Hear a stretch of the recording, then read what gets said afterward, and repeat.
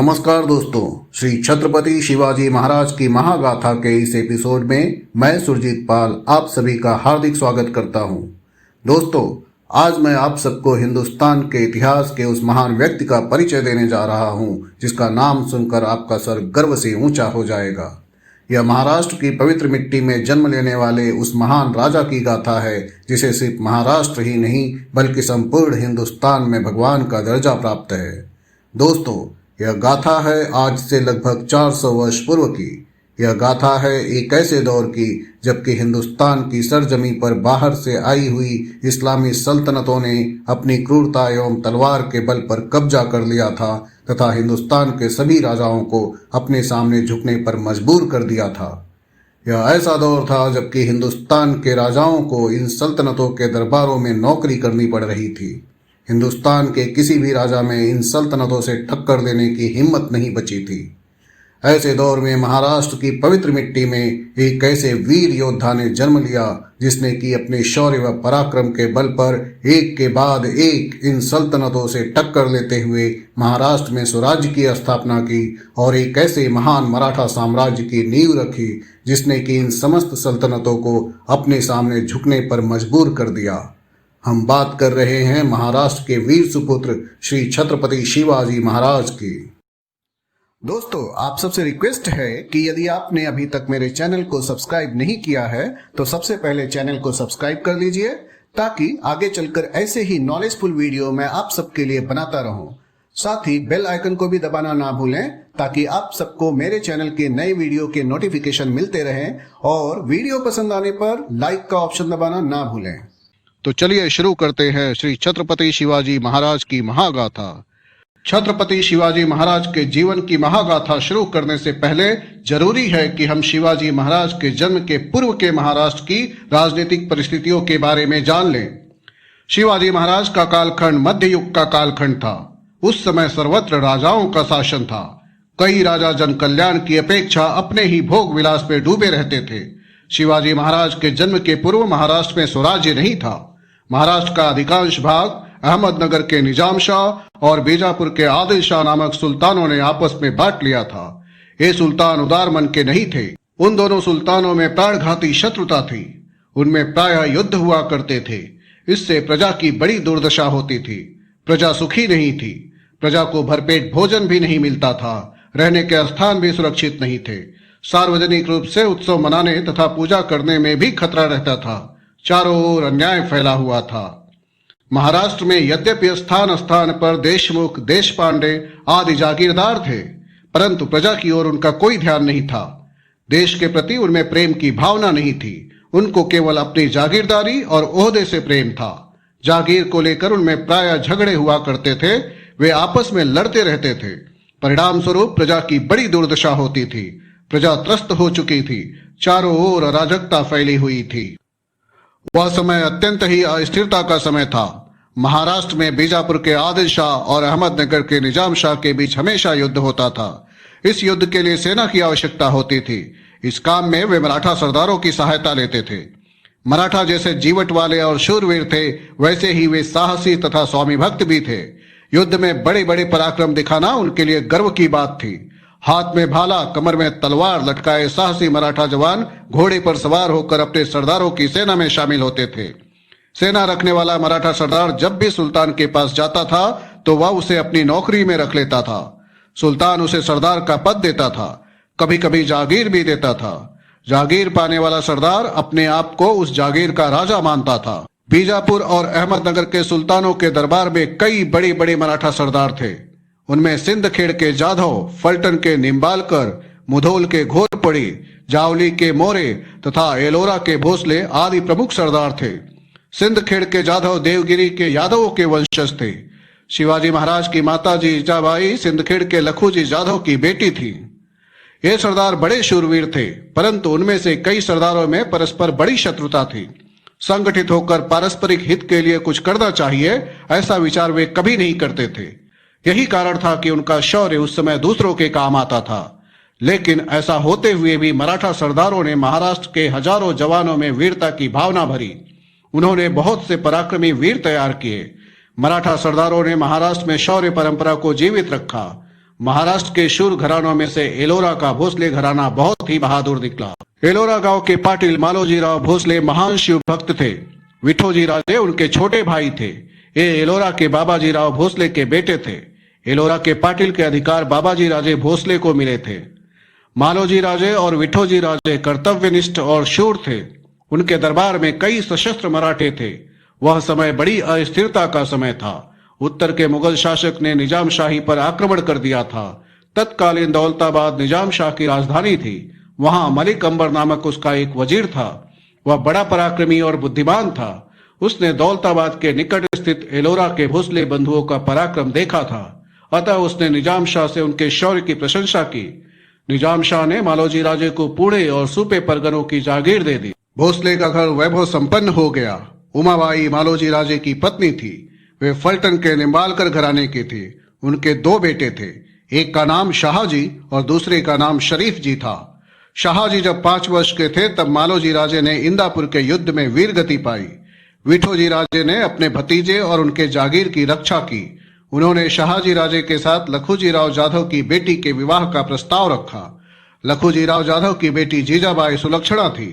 जीजाबाई के लिए विठोजी राजे द्वारा रखे हुए प्रस्ताव को लखूजी राव ने स्वीकार किया। लखूजी राव निजाम शाही के शूर और पराक्रमी सरदार थे। उनके पास बहुत बड़ी सेना थी। निजाम शाह के दरबार में भी उनका बड़ा सम्मान था। उन्होंने शाहजी राजे और जीजाबाई का विवाह बड़ी धूमधाम से संपन्न किया। जीजाबाई भोसले परिवार की लक्ष्मी बनी। निजाम शाह ने मालोजी राजे की जागीर शाहजी राजे को दी। शाहजी राजे पराक्रमी थे। निजाम शाह के दरबार में उनका बड़ा सम्मान था। उत्तर के मुगल सम्राट ने निजाम शाही को जीतने की योजना बनाई। बीजापुर का आदिल शाह भी उनसे मिल गया था। तब निजाम शाही को बचाने के लिए मलिक अंबर और शाहजी राजे दृढ़ता पूर्वक लड़े। दोनों सेनाओं को उन्होंने पराजित किया। यह विख्यात युद्ध अहमदनगर के पास भातवड़ी नामक स्थान पर हुआ। इस युद्ध में शरीफ जी वीरगति को प्राप्त हुए, किंतु शाहजी राजे ने पराक्रम का परिचय दिया। अतः उनको शूर सेनानी के रूप में ख्याति प्राप्त हुई। दरबार में उनकी प्रतिष्ठा बढ़ी। फलस्वरूप मलिक अंबर उनसे ईर्ष्या करने लगा। इस कारण उन दोनों में वैमनस्य बढ़ता गया। अतः शाहजी राजे ने निजाम शाही छोड़ दी और वे बीजापुर के आदिल शाह के पास चले गए। आदिल शाह ने उन्हें सर्वोच्च सर लश्कर की पदवी से सम्मानित किया। कालांतर में निजाम शाही में बड़ी उथल पुथल हुई। वजीर मलिक अंबर की मृत्यु हो गई। उसका पुत्र फतेह खान धूर्त था। अब वह निजाम शाही का वजीर बना। उसके कार्यकाल में निजाम शाही का पतन होने लगा। मुगलों के आक्रमण का भय उत्पन्न हुआ। निजाम शाही को इस स्थिति से उबारने के लिए निजाम शाह की मां ने शाहजी राजे से वापस आने के लिए प्रार्थना की। तब शाहजी राजे आदिल शाही को छोड़कर निजाम शाही में वापस लौट आए। उन दिनों चारों ओर अराजकता थी। उत्तर भारत से मुगल शासक शाहजहां ने दक्षिण को जीतने के लिए विशाल सेना भेजी थी। पुणे शाहजी राजे की जागीर थी। बीजापुर के आदिल शाह ने उसे ध्वस्त कर दिया था। शाहजी राजे अनेक कठिनाइयों से घिर गए थे। यहाँ कुआं तो वहां खाई। उनके जीवन में अस्थिरता आ गई थी। इन्हीं परिस्थितियों में जीजाबाई गर्भवती थी। तब यह प्रश्न सामने आया कि ऐसी अराजकता की स्थिति तथा भाग दौड़ में उन्हें कहाँ रखे। तब शाहजी राजे को शिवनेरी किले की याद आई। उन्होंने जीजाबाई को शिवनेरी में रखने का निश्चय किया। पुणे जिले में जुन्नर के पास शिवनेरी या अभेद्य किला है। उसके चारों ओर ऊंचे ऊंचे टीले, मजबूत दीवारें तथा सुदृढ़ दरवाजे थे। किला बहुत मजबूत था। विजयराज उसके किलेदार थे। वे भोसले के रिश्तेदारों में से थे। उन्होंने जीजाबाई की रक्षा का दायित्व अपने ऊपर लिया। शाहजी राजे ने जीजाबाई को शिवनेरी में रखा। इसके पश्चात उन्होंने मुगलों पर आक्रमण किया। उधर शाहजी राजे मुगलों के साथ युद्ध लड़ रहे थे और इधर जीजाबाई के प्रसव का समय नजदीक आ रहा था। और फिर वह सुदिन आया।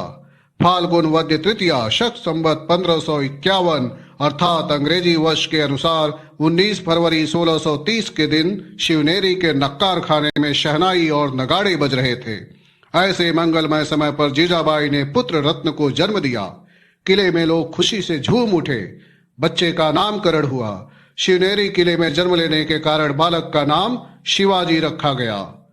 शिवाजी महाराज के जीवन के प्रथम 6 वर्ष बड़ी भाग दौड़ में बीते। इस दौड़ धूप में भी जीजाबाई ने शिवाजी महाराज को बहुत उत्तम शिक्षा दी। संध्या काल को वे दिया जलाते। शिवाजी महाराज को पास बिठाकर उन्हें प्यार से सहलाती। राम, कृष्ण, भीम और अभिमन्यु की कहानियां सुनाती। संत ज्ञानेश्वर, संत नामदेव और संत एकनाथ के अभंग गाकर सुनाती। शिवाजी महाराज को वीर पुरुषों की कहानियां अच्छी लगती थी। वे सोचते थे कि बड़ी होकर वे भी उनकी भांति पराक्रम दिखाएं। जीजाबाई उन्हें साधु संतों के चरित्र की कहानियां भी सुनाती। फलस्वरूप उनमें साधु संतों के लिए श्रद्धा भाव उत्पन्न हुआ। गरीब मावलों के बच्चे शिवाजी महाराज के साथ खेलने के लिए आते थे। कभी कभी शिवाजी महाराज भी उनकी झोपड़ियों में जाते, उनकी प्याज और रोटी बड़े चाव से खाते थे, उनके साथ मजेदार खेल खेलते थे। मावलों के बच्चे तो मानो जंगल के पक्षी थे। वे तोते, कोयल और शेर की हूबहू बोली बोलते थे। मिट्टी के हाथी घोड़े बनाना, किले बनाना आदि उनके प्रिय खेल थे। लुका छिपी का खेल खेलना, गेंद और लट्टू चलाना, ये खेल तो सदैव खेलते थे। उनके साथ शिवाजी महाराज भी ये खेल खेलते थे। मावलों के बच्चे शिवाजी महाराज को बहुत चाहते थे।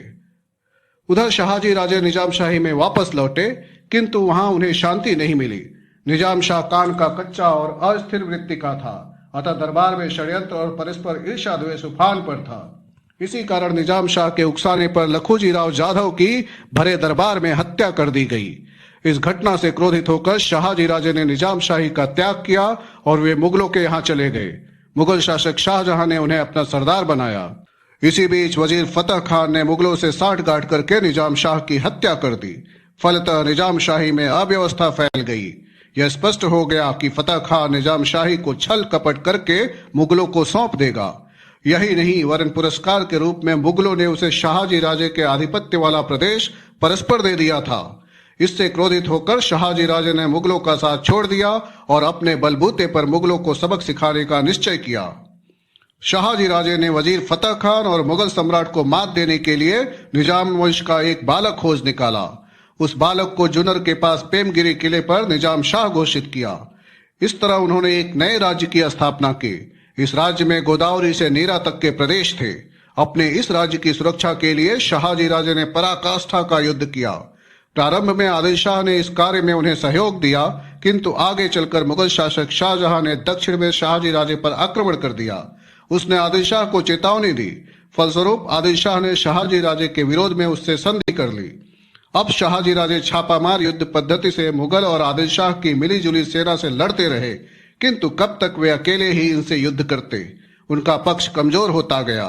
विवश होकर उन्होंने ईस्वी सन 1636 में मुगलों के साथ संधि कर ली। शाहजी राजे के लिए समय अनुकूल नहीं था, इसलिए स्वतंत्र राज्य स्थापित करने का उनके द्वारा किया गया प्रयत्न सफल नहीं हुआ। फिर भी उनके इस साहसी प्रयास ने मराठी लोगों में आत्मविश्वास पैदा किया। यही आत्मविश्वास शिवाजी महाराज को स्वराज्य स्थापना के कार्य में लाभदायक सिद्ध हुआ। शाहजी राजे की निजामशाही का अस्त होने के बाद मुगल सम्राट और आदिल शाह ने वह प्रदेश आपस में बांट लिया। शाहजी राजे की पुणे और सूपे की जागीर पहले से ही आदिल शाह के राज्य में थी।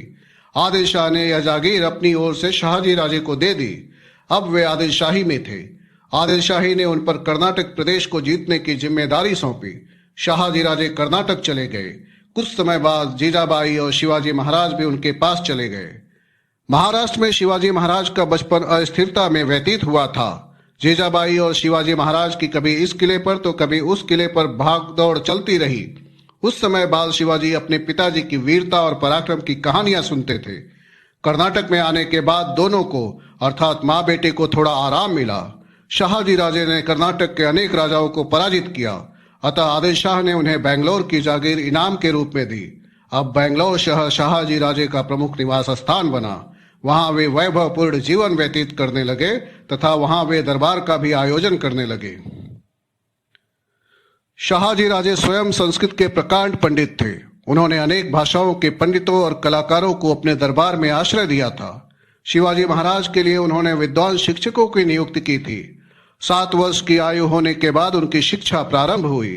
थोड़े ही समय में वे लिखने पढ़ने में निपुण हो गए। वे स्वयं रामायण, महाभारत, भागवत की कथाएं पढ़ने लगे। शाहजी राजे ने शिवाजी महाराज को युद्ध कला सिखाने के लिए कुछ शिक्षकों की नियुक्ति की। उन्होंने शिवाजी महाराज को घुड़सवारी करना, कुश्ती लड़ना, गतका फरी घुमाना, तलवार चलाना आदि कलाएं सिखाना आरंभ कर दिया। इस तरह 12 वर्ष की आयु में ही शिवाजी महाराज विभिन्न कलाओं और विद्याओं से परिचित हो गए। शीघ्र ही आदिल शाह ने शाहजी राजे को कर्नाटक के नायकों के राज्यों पर विजय प्राप्त करने के लिए भेजा। शाहजी राजे ने कर्नाटक जाने से पूर्व जीजाबाई और शिवाजी महाराज को पुणे भेज दिया। शाहजी राजे ने उनके साथ हाथी, घोड़े, पैदल सेना, कोष, ध्वज साथ ही विश्वसनीय प्रधान, शूर सेनानी और ख्याति प्राप्त विद्वान शिक्षकों को भेजा। जीजाबाई और शिवाजी महाराज पुणे पहुंचे। यहाँ आकर शिवाजी महाराज को अपने बचपन के दिन याद आए। बचपन में वे शिवनेरी की मिट्टी में खेले थे। सह्याद्री के ऊंचे ऊंचे पर्वत शिखर देखकर उन्हें बहुत प्रसन्नता हुई।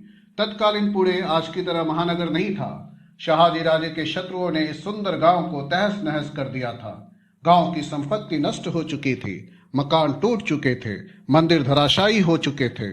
शत्रु के डर से लोग गांव छोड़कर भाग गए थे। खेती उजड़ गई थी, जंगल फैल गए थे, जंगलों में भेड़िए उत्पात मचा रहे थे। पुणे की ऐसी दुर्गति हो गई थी। जीजाबाई शिवाजी महाराज के साथ पुणे में रहने लगी। जीजाबाई ने आसपास के गांव वालों को बुलाकर आश्वस्त किया। लोगों को बड़ा धीरज मिला। लोग पुणे में आकर रहने लगे। वे खेतों में काम करने लगे। जीजाबाई ने ध्वस्त हुए मंदिर ठीक करवाए। मंदिरों में सुबह शाम पूजा होने लगी। गांव लोगों से भर गया। इस प्रकार पुणे का रूप बदल गया।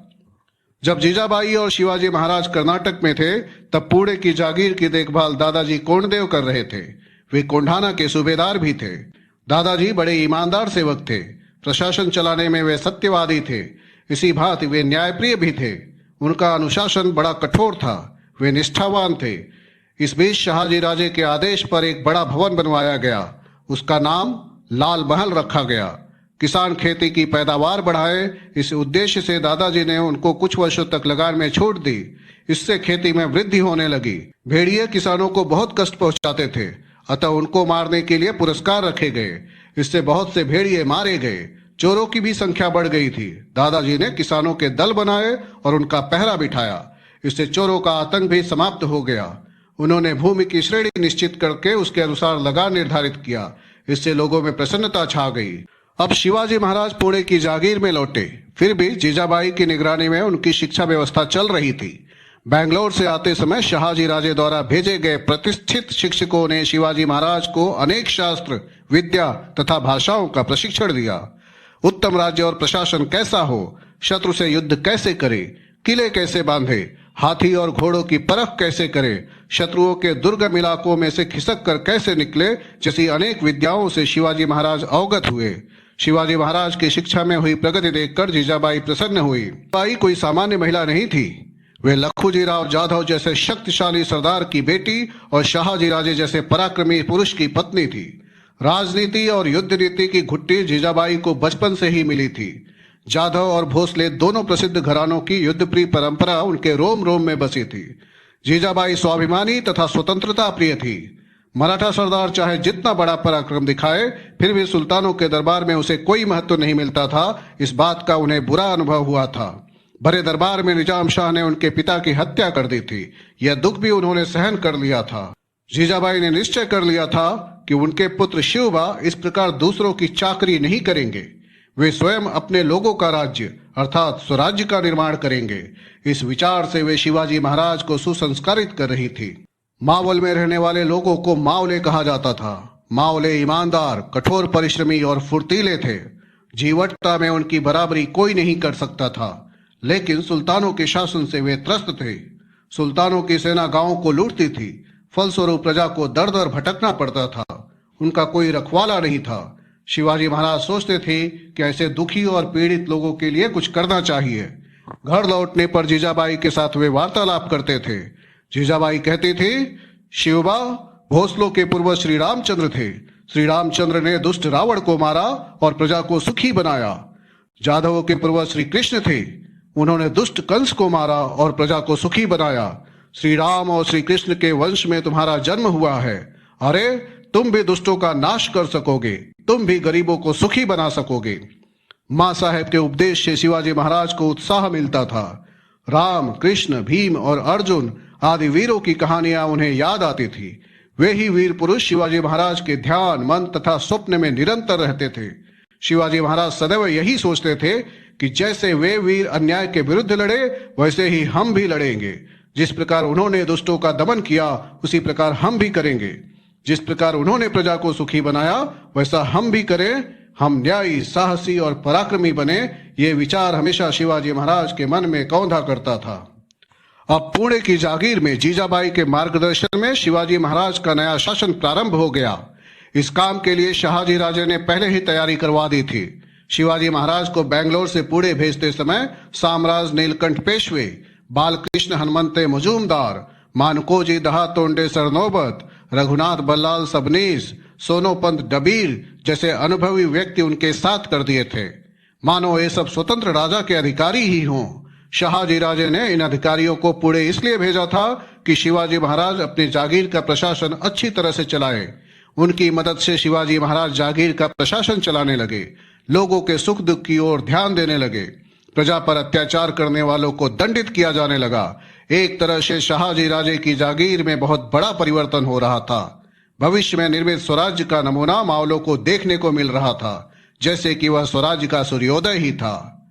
उस समय बचपन में विवाह करने की प्रथा थी। तब जीजा माता ने कहा, अब हमारे शिवा का विवाह कर देना चाहिए। अतः उनके लिए सुयोग्य कन्या की खोज प्रारंभ हुई। उन्हें एक कन्या पसंद आई। उनका नाम था सईबाई। वे फलटन के नायक निंबालकर घराने की बेटी थी। शिवाजी महाराज और सईबाई का यह विवाह बड़ी धूमधाम से संपन्न हुआ।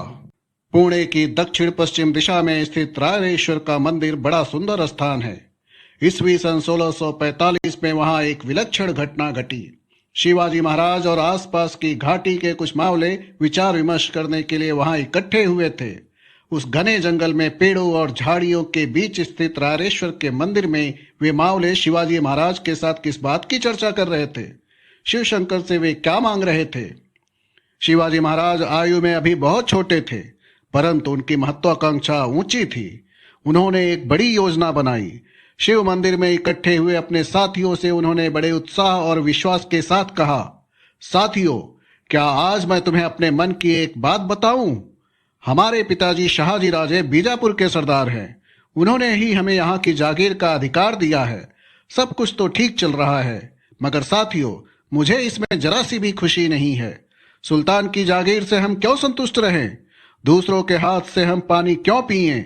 हमारे चारों तरफ कई दूसरे राज्य हैं, उनमें प्राय युद्ध चलते रहते हैं। इन युद्धों में हमारे आदमी व्यर्थ ही मरते हैं। बहुत से परिवार बेघर हो जाते हैं। हमारे प्रदेश की बर्बादी होती है। इतना सब सहकर भी हमें क्या मिलता है? पराधीनता। हम कितने दिनों तक इसे सहते रहेंगे? दूसरों के लिए हम कितने दिनों तक कटते मरते रहेंगे? बताइए, आप ही बताइए। जागीरों के लोभ से क्या हम इसे ऐसे ही चलने देंगे? शिवाजी महाराज आवेश के साथ बोल रहे थे। क्रोध से उनका चेहरा तमतमा रहा था। बोलते बोलते वे रुक गए। उन युवा साथियों की ओर देखने लगे।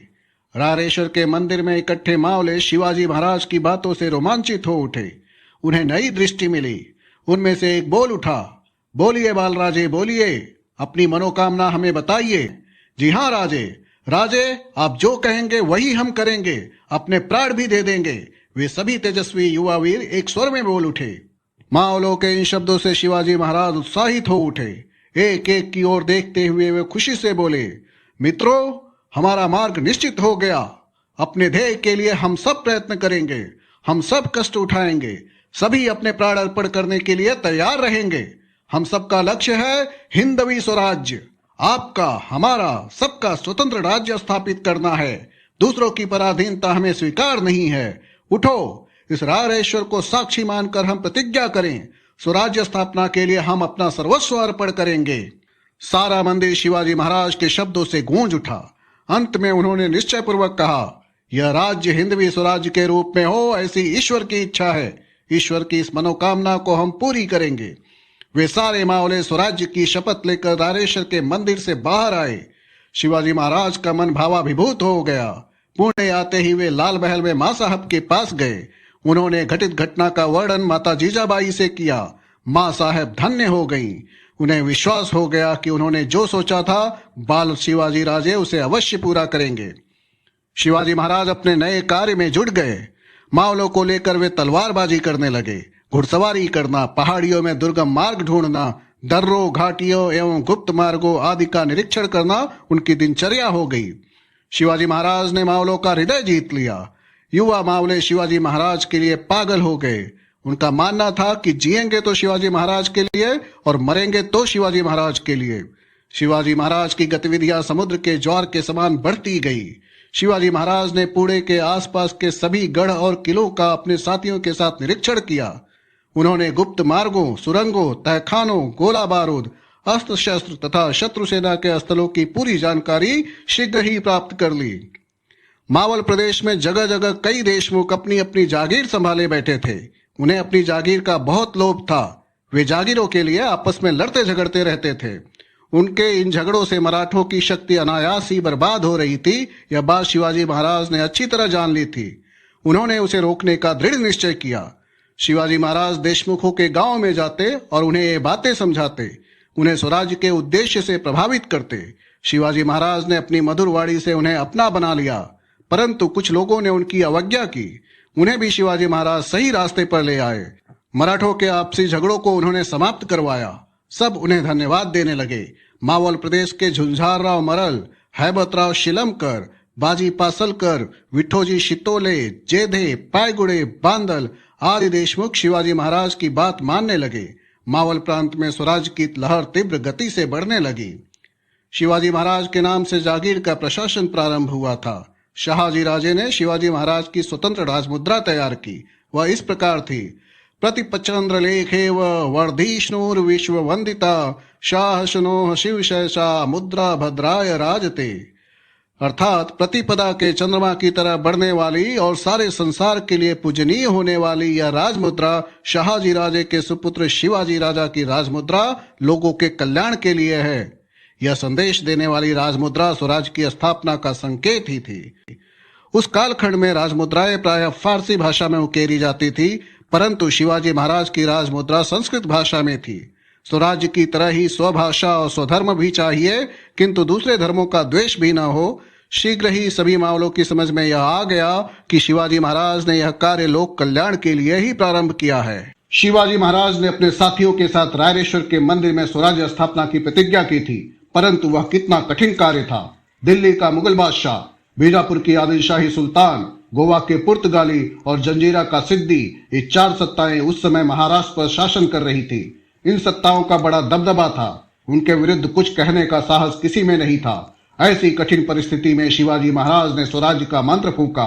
कहां शत्रु सेना की विशाल शक्ति और कहां शिवाजी महाराज के साथियों की अल्प शक्ति, परंतु शिवाजी महाराज का निश्चय अटल था। उनके अनुष्ठान में ही शक्ति थी। शिवाजी महाराज को पुणे, सुपे, चाकड़ और इंदापुर प्रांतों की जागीरदारी मिली थी। इस जागीर के किले बीजापुर के दरबारी अधिकारियों के आधिपत्य में थे। किलों के बिना कैसा स्वराज्य? किला जिसका, राज्य उसी का। किला हाथ में होने से ही आसपास के प्रदेशों पर शासन किया जाता है। पहाड़ी किला तो राज्य का मुख्य आधार होता है। अतः शिवाजी महाराज ने निश्चय किया कि शीघ्र ही कोई मजबूत किला जीतना चाहिए। शिवाजी महाराज की आंखों के सामने तोरणा किला था। पुणे से दक्षिण पश्चिम दिशा में 64 किलोमीटर की दूरी पर कानद नामक घाटी में यह किला है। पहाड़ी किलों में तोरणा किला सबसे अधिक दुर्गम था। तोरणा किले पर 2 भारी मचाने थी, एक झुंझार मचान और दूसरी बुदला। मचान का अर्थ है किले की चढ़ाई पर स्वाभाविक दृष्टि से समतल हुए भूभाग की चहार दीवारी। झुंझार मचान अपने नाम की तरह ही जुझारू और लड़ाकू है। किले से नीचे उतरने के लिए एक ही मार्ग है और वह मार्ग झुंझार मचान से है। यह मार्ग बड़ा कठिन है। मार्ग पर चलते समय यदि कोई संतुलन खो दे तो वह सीधे नीचे घाटी में गिर जाता है। तोरणा किले की गणना महाराष्ट्र के सुदृढ़ किलों में की जाती है। किले में तोरणजाई देवी का मंदिर है, इसी से इस किले का नाम तोरणा पड़ा। ऐसा भव्य किला, परंतु आदिल शाह का उसकी ओर उतना ध्यान नहीं था। किले पर न तो पर्याप्त पहरेदार थे और न ही गोला बारूद। शिवाजी महाराज ने यह देख लिया। वे भी ठीक यही चाहते थे। उन्होंने तोरणा किला जीतकर स्वराज्य का तोरण बांधने का निश्चय किया। चुने हुए मावलों का दल लेकर शिवाजी महाराज कानद की घाटी में उतरे। सभी मावलों के साथ सिंह के साहस तथा हिरण की गति से वे तोरणा किले पर चढ़ गए। मावलों ने शीघ्र ही सभी मुख्य स्थान अपने अधिकार में कर लिए। तानाजी मालुसरे नामक वीर ने द्वार पर मराठों का झंडा रोप दिया। ऐसाजी कंक शिवाजी महाराज का विश्वसनीय और निष्ठावान सहयोगी था। उसने चौकी पर पहरा बिठा दिया। किला कब्जे में आ गया। सबने शिवाजी महाराज की जय जयकार की। हिंदवी स्वराज का हर्षवाद्य बजने लगा। नगाड़ों तथा तुरहियों की आवाज सह्याद्री की घाटियों में गूंज उठी। शिवाजी महाराज ने इस किले का नाम रखा प्रचंडगढ़। तोरणा किले पर शिवाजी महाराज का कामकाज प्रारंभ हो गया। उन्होंने किले का सूक्ष्म निरीक्षण किया। किले पर मराठा किलेदार, ब्राह्मण सबनीस, प्रभु कारखानीस आदि अधिकारियों को नियुक्त किया। सेना में मावले, कोली, रामोशी, महार आदि जातियों और जनजातियों के शूरवीरों की भर्ती की। स्वराज्य की सेना में जाति भेद, वर्ण भेद जैसा किसी प्रकार का भेदभाव नहीं था। किले की मरम्मत शुरू हुई और कितने आश्चर्य की बात, काम प्रारंभ ही हुआ था कि किले में मोहरों से भरे 4 घड़े मिल गए। काम करने वालों को बड़ी खुशी हुई। हर व्यक्ति कहने लगा, शिवाजी महाराज पर देवी भवानी प्रसन्न हुई हैं, उन्होंने ही यह धन दिया है। बड़े आनंद के साथ मजदूरों ने मोहरों से भरे घड़े शिवाजी महाराज के सामने रख दिए। किसी ने भी मोहरों को हाथ नहीं लगाया। वह स्वराज्य का धन था, उन्होंने उसे अपने स्वामी के सुपुर्द किया।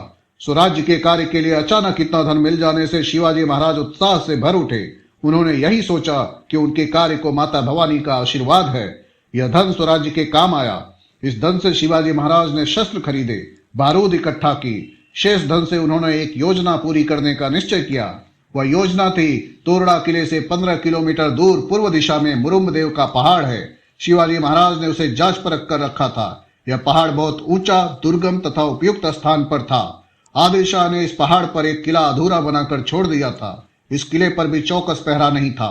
तब शिवाजी महाराज ने निश्चय किया कि स्वराज्य की राजधानी के लिए इस किले को अपने अधिकार में कर लेना चाहिए। एक दिन शिवाजी महाराज ने अपने चुने हुए साथियों के साथ इस किले पर चढ़ाई की और उसे अपने अधिकार में कर लिया। तोरना किले पर पाया हुआ कुछ धन मुरुम्बदेव की मरम्मत में खर्च हुआ। शिवाजी महाराज ने इस किले का नाम राजगढ़ रखा। गढ़ पर कारीगरों ने पत्थर तराशे, लुहारों ने भट्टी फूंकी, बढ़ई, मिस्त्री, मजदूर, भिश्ती जैसे लोग काम में जुट गए। राजमहल, 12 महल, 18 कारखाने और सिंहासन तैयार हुए। स्वराज्य की पहली राजधानी के रूप में राजगढ़ सुशोभित हुआ। शिवाजी महाराज का अभियान प्रारंभ हो गया। उन्होंने 12 मावलों के सभी किले एक एक करके जीत लिए। 12 मावल के गांवों में आनंद और उत्साह की बाढ़ आ गई। गांव गांव से पाटिल एवं देशमुख शिवाजी महाराज को उपहार देने के लिए आने लगे। परंतु जैसे चावल में कुछ कंकड़ होते हैं, उसी तरह इन मावलों में भी कुछ दुष्ट लोग थे। शिवाजी महाराज का उत्कर्ष देखकर उन्हें ईर्ष्या होने लगी। शिरवल के आदिल शाही थानेदार के पास शिवाजी महाराज के विरुद्ध शिकायतें भेजी गई। थानेदार ने बीजापुर को सरनी सवार भेजा और शिवाजी महाराज की इन बढ़ती गतिविधियों से आदिल शाह को अवगत कराया। इन बढ़ती गतिविधियों के बारे में सुनकर आदिल शाह चकित हो गया। उसने शाहजी राजे से स्पष्टीकरण मांगा। शाहजी राजे असमंजस में पड़ गए, लेकिन उन्होंने किसी तरह स्थिति को संभाला और आदिल शाह को संदेश भेजा। जागीर की रक्षा के लिए अपने पास एक भी किला नहीं है, इसलिए शिवाजी ने यह किला लिया होगा। शिवाजी महाराज ने भी आदिल शाह के पास अपना दूत भेजा और उसके हाथों यह चतुराई भरा उत्तर भिजवाया। जागीर का कामकाज ठीक से चले, इसलिए हमने यह किला लिया है। इसमें आदिल शाही की ही भलाई है, इसमें कोई दूसरा उद्देश्य नहीं है। कोंढाणा और पुरंदर ये दोनों बड़े महत्वपूर्ण किले थे। शिवाजी महाराज ने बड़ी युक्ति से इन्हें भी अपने अधिकार में कर लिया। इसके बाद उन्होंने रोहिरा किले पर भी अधिकार किया और स्वराज्य का विस्तार जोरों से प्रारंभ हो गया। शिवाजी महाराज के चारों ओर 12 मावल के मावले इकट्ठे हुए। शिवाजी महाराज जो कहते वे वही करते। वे ऐसा मानते थे कि जीना है तो स्वराज्य के लिए और मरना है तो स्वराज्य के लिए। वे सीधे साधे मराठा थे। शिवाजी महाराज उन्हें प्राण प्रिय थे, परंतु ऐसे भी कुछ लोग थे जिन्हें शिवाजी महाराज के कार्यों से ईर्ष्या होती थी। ऐसे लोगों पर नियंत्रण रखना शिवाजी महाराज के लिए आवश्यक हो गया था। खंडोजी और बाजी घोरपड़े नामक मराठा सरदार आदिल शाह की नौकरी में थे। आदिल शाह ने उन्हें शिवाजी महाराज के विरुद्ध भड़काया। कोंढाणा प्रदेश में उन्होंने बड़ी अराजकता फैला दी थी, मगर शिवाजी महाराज ने उनकी दाल न गलने दी। उन्होंने उन्हें वहां से मार भगाया। फलटन के बजाजी नायक निम्बालकर शिवाजी महाराज के साले थे। शिवाजी महाराज को उनके विरुद्ध भी लड़ना पड़ा, फिर भी निम्बालकर घराने के अन्य व्यक्ति शिवाजी महाराज के साथ रहे। शिवाजी महाराज के सूपे परगना में उनका एक रिश्तेदार संभाजी मोहिते था। उसने भी शिवाजी महाराज के विरोध में कार्रवाइयां शुरू की। शिवाजी महाराज ने सूपे परगना में जाकर उसे बंदी बना लिया और उसे कर्नाटक राज्य में भेज दिया। शिवाजी महाराज कर्तव्य के आगे रिश्ते नातों को नहीं मानते थे। शिवाजी महाराज के कार्य की महानता को सभी मावलों ने स्वीकार किया। उनका नाम चारों ओर गूंजने लगा। शिवाजी महाराज प्रजा के राजा बन गए, किंतु यह बात कुछ लोगों की आंखों में खटकती थी। जावली के मोरे ऐसे लोगों में से एक थे। मोरे जावली के जागीरदार थे। उनकी जागीर रायगढ़ से कोयना घाटी तक थी। वे बीजापुर के आदिल शाह के जागीरदार थे। आदिल शाह ने उन्हें चंद्रडाव की उपाधि दी थी। जावली में बड़े घने जंगल थे। वहां दिन में भी सूर्य की किरणों का प्रवेश नहीं होता था। उसमें बाघ, भेड़िए, भालू आदि जंगली जानवर रहते थे। मोरे की जावली मतलब बाघ का जाल ही थी। इस कारण कोई भी मोरे को छेड़ने की हिम्मत नहीं करता था, लेकिन यह साहस वीर शिवाजी महाराज ने कर दिखाया। कारण यह था, ईस्वी सन 1645 में दौलतराव मोरे का देहांत हो गया, अतः उनके उत्तराधिकारियों में झगड़े शुरू हो गए। शिवाजी महाराज ने यशवंतराव मोरे की सहायता की। उनकी सहायता से यशवंतराव मोरे जावली की गद्दी पर चंद्रराव के रूप में बैठे। उस समय यशवंतराव ने शिवाजी महाराज को नजराना देना स्वीकार किया, उनके कार्य में सहायता देना भी स्वीकार किया, परंतु गद्दी पर बैठते ही वह सब कुछ भूल गया। कौन शिवाजी महाराज और कैसा वादा, वह उपेक्षापूर्ण से व्यवहार करने लगा। स्वराज्य के प्रदेशों पर आक्रमण करना, प्रजा को कष्ट देना आदि विभिन्न प्रकार की हरकतें यशवंतराव करने लगा। शिवाजी महाराज जान गए कि यदि इसी समय मोरे को सही रास्ते पर न लाया गया तो स्वराज्य को क्षति पहुंचेगी। शिवाजी महाराज ने यशवंतराव को पहले एक कठोर पत्र लिखा। आप स्वयं को राजा कहलवाते हैं, राजा तो हम हैं। भगवान शंकर ने हमें राज्य दिया है, इसलिए आप अपने आप को राजा न कहलवाएं। यशवंतराव मोरे ने उद्दंडता से उत्तर दिया, आप कल राजा बने हैं, आपको राज्य किसने दिया? जावली आओगे तो उलझन में फंस जाओगे। हमें ईश्वर की कृपा से आदिल शाह ने राजा की उपाधि, छत्र चामर और सिंहासन मेहरबान होकर दिया है। यदि आप यहाँ आएंगे तो परिणाम बुरा होगा। शिवाजी महाराज ने उसे चेतावनी दी, जावली छोड़कर राजा की उपाधि और छत्र चामर फेंक कर रुमाल से हाथ बांधकर मिलने और हमारी सेवा करने के लिए चले आओ। इतने पर भी यदि गद्दारी करोगे तो मारे जाओगे। जावली के चारों ओर घना जंगल था। रायरी का किला जीतना कठिन था। मोरे के पास आदमी भी बहुत थे। जावली जीतना सरल नहीं था। पूरी तैयारी के साथ शिवाजी महाराज ने जावली पर आक्रमण किया। लगभग 1 महीने तक यशवंतराव लड़ता रहा, लेकिन उसके बहुत से सैनिक मारे गए। अंत में वह अपने बेटों को लेकर रायरी के किले में भाग गया। शिवाजी महाराज ने जावली को जीत लिया और रायरी की ओर बढ़े। शिवाजी महाराज ने रायरी के किले को घेर लिया।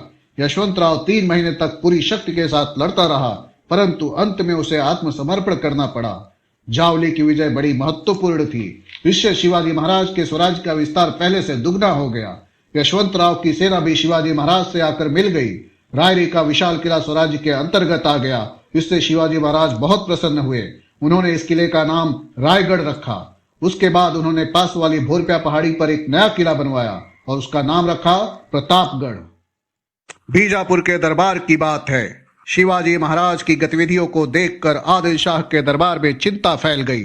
सभी सरदार दरबार में इकट्ठे हुए। एक से बढ़कर एक पराक्रमी तलवारबाज सरदार दरबार में उपस्थित थे। आदिल शाही का प्रशासन चलाने वाली बड़ी बेगम स्वयं उपस्थित थी। दरबार के सामने बड़ी गंभीर समस्या उपस्थित हुई थी। शिवाजी को कैसे पराजित करें? बड़ी बेगम ने दरबार के सरदारों से सीधा प्रश्न किया, बोलिए, शिवाजी का बंदोबस्त करने के लिए कौन तैयार है? दरबार में सन्नाटा छा गया। सभी अपने अपने स्थान पर चुप बैठे थे। शिवाजी महाराज का सामना करने का साहस कौन करता? सभी एक दूसरे की ओर देखने लगे।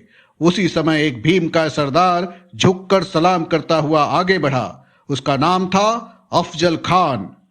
थाल में रखा हुआ बीड़ा उठाते हुए अफजल खान ने कहा, शिवाजी? कहाँ का शिवाजी? या तो उसे जीवित पकड़कर मैं यहां लाता हूं, अन्यथा उसे मारकर बीजापुर ले ही आऊंगा। अफजल खान बीजापुर का विख्यात सरदार था। वह बहुत शक्तिशाली था। लोहे की छड़ को हाथ से मोड़ देता था। अच्छे बुरे किसी भी ढंग से अपना काम करने में वह अत्यंत कुशल था। उसी अफजल खान ने भरे दरबार में शिवाजी महाराज को जीवित पकड़कर अथवा मार कर लाने की प्रतिज्ञा की। सारा दरबार खुश हो गया। उपस्थित सभी व्यक्तियों को ऐसा लगा, शिवाजी भोसले अब क्या जिंदा बचेगा। थोड़े ही दिनों में वह बंदी अवस्था में बीजापुर के दरबार में हाजिर होगा या उसका सिर दरबार में पेश किया जाएगा। अफजल खान बड़ी अकड़ और शान से बीजापुर से चल पड़ा। उसने अपने साथ विशाल सेना और युद्ध सामग्री ली थी। इसके पूर्व वह लगातार 12 वर्षों तक वाई प्रांत का सूबेदार रह चुका था। इस कारण उसे उस प्रदेश की पूरी जानकारी थी। बड़े घमंड से वह महाराष्ट्र की ओर बढ़ने लगा।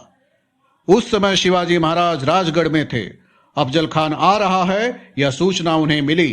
वे समझ गए कि स्वराज्य पर बड़ा संकट आ रहा है, मगर वे डगमगाए नहीं।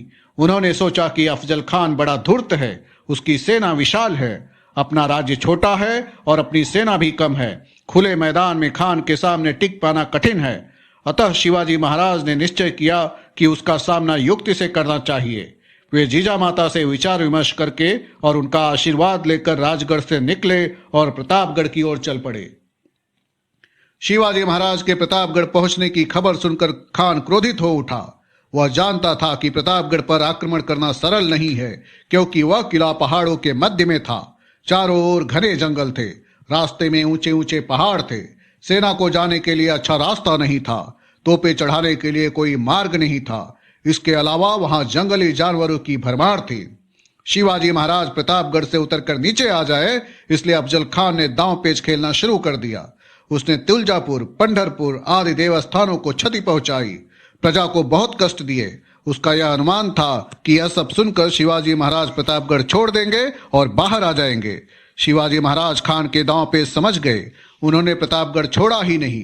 तब खान ने दूसरी चाल चली। प्यार का नाटक करके उसने शिवाजी महाराज को यह संदेश भेजा, आप मेरे बेटे के समान हैं, हमसे मिलने आइए, हमारे किले वापस कर दो। आदिल शाह से कहकर मैं आपको सरदार का पद दिलाऊंगा। शिवाजी महाराज ने जान लिया कि अफजल खान उनके साथ षड्यंत्र कर रहा है। वे सतर्कता पूर्वक व्यवहार कर रहे थे। उन्होंने खान को ही प्रतापगढ़ की तलहटी तक लाने का निश्चय किया और संदेश भेजा, खान साहब, मैंने आपके किले लिए हैं, मैं अपराधी हूं, मुझे क्षमा करें। आप ही प्रतापगढ़ के नीचे मिलने के लिए आ जाइए, मुझे वहां आने में डर लगता है। शिवाजी महाराज का संदेश सुनकर अफजल खान हंसा। अपनी दाढ़ी को सहलाते हुए वह बोला, खूब, बहुत खूब। उसे लगा कि अफजल खान के सामने शिवाजी की क्या मजाल, वह डरपोक मेरे साथ क्या लड़ेगा। मैं खुद जाऊंगा और मिलते ही उसे कुचलकर मार डालूंगा। बस प्रतापगढ़ के नीचे शिवाजी महाराज से मिलने के लिए खान तैयार हो गया। प्रतापगढ़ की तलहटी में मिलने की जगह निश्चित हुई। दिन समय सब निश्चित हो गया। तय हुआ कि भेंट के समय दोनों अपने साथ एक एक सेवक रखेंगे और दोनों के 10-10 अंगरक्षक कुछ दूरी पर खड़े रहेंगे। खान के लिए महाराज ने अच्छा रास्ता बनवाया। मिलने के लिए एक शानदार शामियाना तैयार करवाया। शिवाजी महाराज बड़ी सावधानी से काम ले रहे थे। उन्होंने अपनी सेना की अलग अलग टुकड़ियां बनाई। जंगल में कौन कहां छिपकर बैठेगा और क्या करेगा, इस बारे में उन्होंने सबको सूचनाएं दी। पक्का बंदोबस्त किया। कुछ सलाहकारों ने कहा कि खान धूर्त है, शिवाजी महाराज उससे मिलने के लिए न जाएं, किंतु शिवाजी महाराज ने खान से मिलने का निश्चय किया। मिलने का दिन आ गया। प्रातः समय शिवाजी महाराज ने देवी भवानी के दर्शन किए। थोड़ी देर के बाद उन्होंने पोशाक पहननी शुरू की। पैरों में सलवार चढ़ाई, शरीर पर कवच पहना, उस पर जरी का कुर्ता और जैकेट पहनी, सिर पर शिरस्त्राण पहना, उस पर फेटा बांधा, बाएं हाथ की उंगलियों में बगनखा चढ़ाए, उसी हाथ की आस्तीन में कटार छिपाई, अपने साथ पट्टा लिया। इस प्रकार शिवाजी महाराज खान से मिलने के लिए तैयार हुए। सरदार लोग बाहर खड़े थे। शिवाजी महाराज ने उनसे कहा, साथियों, अपने अपने काम ठीक तरह से करना। भवानी माता हमें यश देने वाली हैं, परंतु यदि हमारा कुछ अहित हुआ तो आप धीरज मत खोना। संभाजी राजा को गद्दी पर बिठाना, मां साहेब की आज्ञा मानना, स्वराज्य को बढ़ाना, प्रजा को सुखी रखना। हम जा रहे हैं। शिवाजी महाराज चल पड़े। उनके साथ वकील पंताजी गोपीनाथ और जीवाजी महाला, संभाजी कावजी, ऐसाजी कंक, कृष्णाजी गायकवाड़, सिद्दी इब्राहिम आदि 10 अंगरक्षक थे। शिवाजी महाराज से पहले ही खान शामियाने में आकर बैठ गया था। वह तरह तरह की कल्पनाएं कर रहा था। उसकी बगल में बड़ा सैयद नाम का उसका हथियारबंद एक सिपाही खड़ा था। वह पट्टा चलाने में बहुत निपुण था। शिवाजी महाराज शामियाने के द्वार पर आए। बड़ा सैयद को देखते ही वे वहीं पर खड़े हो गए। खान ने महाराज के वकील से पूछा, शिवाजी राजे अंदर क्यों नहीं आ रहे हैं? वकील ने कहा, वे बड़ा सैयद से डर रहे हैं, उसे आप दूर हटा दीजिए। बड़ा सैयद वहां से हट गया। शिवाजी महाराज अंदर गए। खान उठकर बोला, आइए राजा साहब, हमसे मिलिए। महाराज सतर्क होकर आगे बढ़े। खान ने शिवाजी महाराज को गले लगाया। लंबे चौड़े अफजल खान के सामने महाराज ठीकने से दिख रहे थे। महाराज का सिर खान की छाती तक पहुंचा था। खान ने तुरंत शिवाजी महाराज को मारने के लिए उनकी गर्दन अपनी बाईं बगल में दबाई और दूसरे हाथ से शिवाजी महाराज के शरीर पर कटार से वार किया। शिवाजी महाराज ने पहना हुआ अंगरखा फट गया। कुर्ते के अंदर कवच होने से शिवाजी महाराज बच गए। वे खान की चाल समझ गए। बड़ी फुर्ती से उन्होंने खान के पेट पर बगनखों से वार किए। बाएं हाथ की आस्तीन में छिपी कटार दाहिने हाथ से निकालकर उसे जोर से खान के पेट में घुसेड़ दी। खान की आंत बाहर निकल आई। वह धराशायी हो गया। इतने में खान का वकील कृष्णाजी भास्कर आगे बढ़ा। उसने शिवाजी महाराज पर तलवार से वार किया, मगर शिवाजी महाराज ने पट्टे के एक वार से ही उसे मार गिराया। शोरगुल सुनकर बड़ा सैयद डेरे में घुसा। वह शिवाजी महाराज पर वार करने ही वाला था कि तत्क्षण जीवाजी महाला दौड़ कर आया। बड़ा सैयद के वार को अपने शरीर पर झेलकर जीवाजी महाला ने उसे एक ही वार में मार गिराया। इसीलिए आगे चलकर था जीवा इसलिए बचा शिवा ऐसी कहावत ही प्रचलित हो गई। इस झड़प में संभाजी काउजे ने बड़ी वीरता दिखाई। विजयी शिवाजी महाराज गढ़ पर चले गए। संकेत के लिए तोप दागी गई। शिवाजी महाराज की सेना संकेत की ही प्रतीक्षा में थी। तोप के दकते ही झाड़ियों में छिपे शिवाजी महाराज के सैनिकों ने खान की सेना पर धावा बोल दिया। खान की सेना असावधान थी। उसकी सेना को भागने के लिए राह भी नहीं मिल रही थी। मराठों ने उनका तेजी से पीछा किया और खान की सेना की धज्जियां उड़ा दी। खान का बेटा फजल खान किसी तरह बच निकला और बीजापुर पहुंचा। उसकी बातें सुनकर बीजापुर में हाहाकार मच गया। शिवाजी महाराज ने बीजापुर के सबसे शक्तिशाली सरदार को देखते ही देखते मिट्टी में मिला दिया था। शिवाजी महाराज का नाम चारों ओर फैल गया। उनके पराक्रम के गीत सह्याद्री की घाटियों में गूंजने लगे।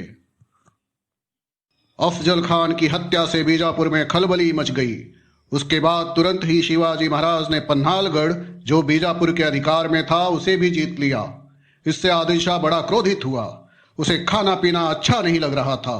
शिवाजी महाराज को पराजित करने के लिए उसने सिद्दी जौहर नामक सरदार को भेजा। सिद्दी जौहर बहुत बड़ी सेना लेकर चल पड़ा। फजल खान भी पिता की हत्या का बदला लेने के लिए उसके साथ निकल पड़ा। सिद्दी जौहर शूरवीर था और वह क्रूर भी था। उसका अनुशासन कठोर था। उसने पन्हालगढ़ को चारों ओर से घेर लिया। शिवाजी महाराज को गढ़ में बंदी बनाया। बरसात के दिन निकट आ गए थे। शिवाजी महाराज ने सोचा कि वर्षा आरंभ होते ही सिद्दी जौहर घेरा उठा लेगा, परंतु बरसात प्रारंभ होते ही उसने घेरा और अधिक कड़ा कर दिया। किले में जो धन धान्य था वह समाप्त होने लगा। अब क्या करें? यह शक्ति का काम नहीं है। तब शिवाजी महाराज ने युक्ति से छुटकारा पाने का निश्चय किया। उन्होंने सिद्दी जौहर के पास संदेश भेजा कि शीघ्र ही किला आपके अधीन करता हूं।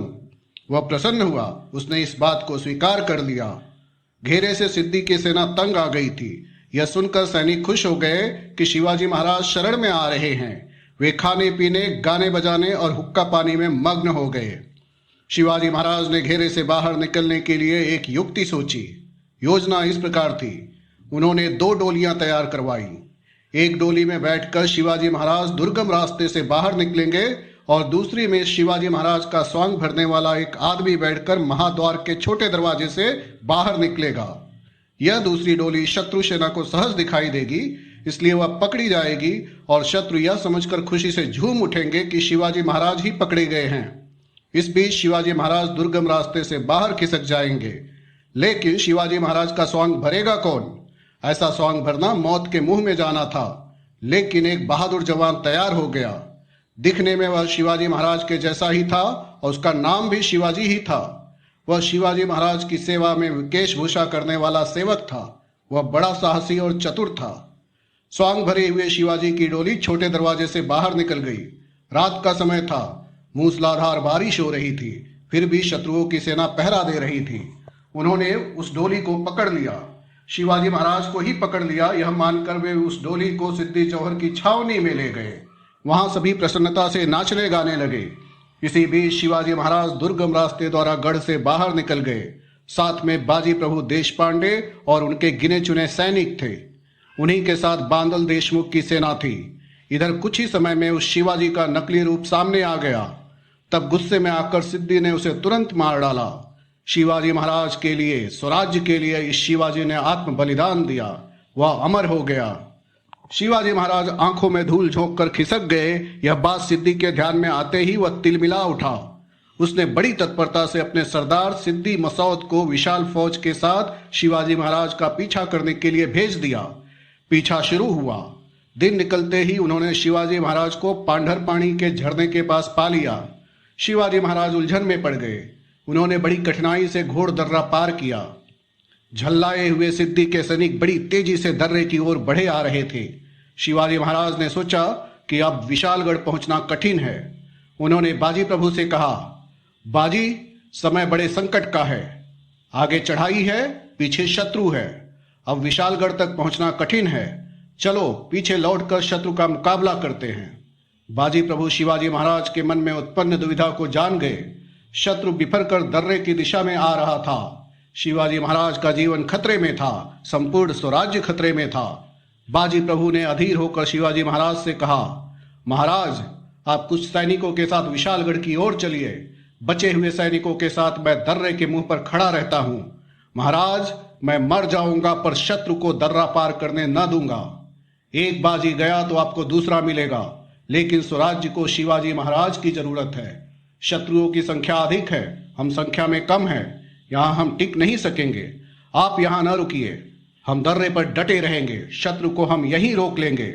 जब तक आप गढ़ पर नहीं पहुंचते हैं तब तक हम शत्रु को यहीं रोक रखते हैं। आप निश्चिंत होकर जाइए। बाजी प्रभु की स्वामी भक्ति देखकर शिवाजी महाराज का मन भर आया। बाजी प्रभु जैसा रत्न खोना उन्हें स्वीकार नहीं था, किंतु उन्हें स्वराज्य के लक्ष्य तक पहुंचना था। उन्होंने अपने मन को समझाया। शिवाजी महाराज ने बाजू प्रभु को बड़े प्यार से गले लगाया और कहा, हम गढ़ पर जाते हैं, वहां पहुंचते ही तोपों की आवाज होगी, फिर दर्रा छोड़कर आप तुरंत चले आना। बाजी प्रभु को दर्रे में छोड़कर शिवाजी महाराज विशालगढ़ की ओर बढ़े। बाजी प्रभु ने शिवाजी महाराज को झुककर प्रणाम किया। फिर उसने अपने हाथ में तलवार ली और वह दर्रे के मुंह पर आ खड़ा हुआ। उसने मावलों की टोलियां बनाई, उनके स्थान निर्धारित किए। मावलों ने गिट्टी पत्थर इकट्ठे किए और पूरी तैयारी के साथ अपनी अपनी जगह पर खड़े हो गए। दर्रे के मुंह पर मावलों की फौलादी दीवार खड़ी हो गई। इसी समय शत्रु के युद्ध के नारे सुनाई पड़े। शत्रु दर्रे के नीचे आ गया था। बाजी प्रभु ने मावलों से कहा, बहादुर सैनिकों सावधान, प्राण भले ही त्याग दो पर अपने अपने स्थान पर डटे रहो, शत्रु दर्रा पार न करने पाए। बाजी प्रभु और उसके मावले साथी दर्रे के मुंह पर पैर जमाकर खड़े हो गए। दर्रे का मार्ग कठिन और टेढ़ा मेढ़ा था। एक साथ 3-4 आदमी मुश्किल से ऊपर चढ़ सकते थे। उधर शिवाजी महाराज विशालगढ़ की ओर हवा की तरफ बढ़े जा रहे थे। विशालगढ़ का किला अभी दूर था। गढ़ पर पहुंचने के लिए शिवाजी महाराज को 1.5-2 घंटे का समय और चाहिए था। उतनी देर तक यदि बाजी प्रभु दर्रे के मुंह पर शत्रु से संघर्ष करते रहे तो शिवाजी महाराज की विजय निश्चित थी। दर्रे में घमासान युद्ध शुरू हुआ। शत्रु की सेना दर्रा चढ़ने लगी। शत्रु की पहली टुकड़ी दर्रे में आकर रुक गई। मावलों ने शत्रु पर पत्थरों की वर्षा शुरू की। पत्थर बरसाने में मावले होशियार थे। वे चतुराई से युद्ध करने लगे। शिवाजी महाराज के मावलों ने कई शत्रुओं का सफाया किया। कई सैनिकों के सिर फूट गए। पहली टुकड़ी पराजित हुई, वह पीछे हटी। फिर दूसरी टुकड़ी बड़े उत्साह से दर्रा चढ़ने लगी। बाजी प्रभु चिल्ला उठा, मारो काटो। मावले जोश से भर उठे। हर हर महादेव का नारा लगाते हुए वे शत्रु पर टूट पड़े। पत्थरों की वर्षा शुरू हुई। शत्रु धड़ाधड़ गिरने लगे। जोश के साथ बाजी प्रभु चिल्लाया, शाबाश मेरे वीर सिपाहियों, और पत्थर बरसाओ, शत्रु को मारो, जोर से प्रहार करो, शाबाश। दूसरी टुकड़ी भी नष्ट हो गई। उधर घोड़े पर सवार शिवाजी महाराज विशालगढ़ की ओर तेजी से बढ़ते जा रहे थे। गढ़ की सीमा निकट आ रही थी। प्रत्येक क्षण बड़ा ही महत्वपूर्ण था। विशालगढ़ के नीचे शत्रुओं की घेराबंदी थी। शिवाजी महाराज ने कुछ चुने हुए साथियों के साथ शत्रु पर आक्रमण कर दिया। शत्रु सैनिकों से मुकाबला करते हुए शिवाजी महाराज आगे बढ़े। वे अपने मावलों के साथ शत्रु के घेरे को तोड़कर विशालगढ़ की ओर बढ़ रहे थे। यहाँ घोर दर्रे में घमासान चल रहा था। सिद्दी मसौद क्रुद्ध हो उठा था। उसकी तीसरी टुकड़ी दर्रा चढ़ने लगी। मराठों ने अपूर्व वीरता का परिचय दिया। शत्रु ने बाजी प्रभु पर हमला किया, उसको घेर लिया। बाजी प्रभु आवेश से लड़ने लगा। उसने अद्भुत पराक्रम दिखाया। बाजी प्रभु के शरीर पर बहुत प्रहार हुए थे। अंग अंग पर घाव लगे थे। शरीर से खून की धाराएं बहने लगी थी, फिर भी वह अपने स्थान पर अडिग रहा। उसका सारा शरीर खून से लथपथ हो गया था, मगर वह पीछे नहीं हटा। उसने मावलों को ऊंची आवाज में आदेश दिया। मावलों ने बड़े जोश के साथ शत्रु पर धावा बोल दिया। शत्रु पीछे हटा। बाजी प्रभु घायल हो गया था, फिर भी युद्ध जारी रखने के लिए वह मावलों को प्रेरणा दे रहा था।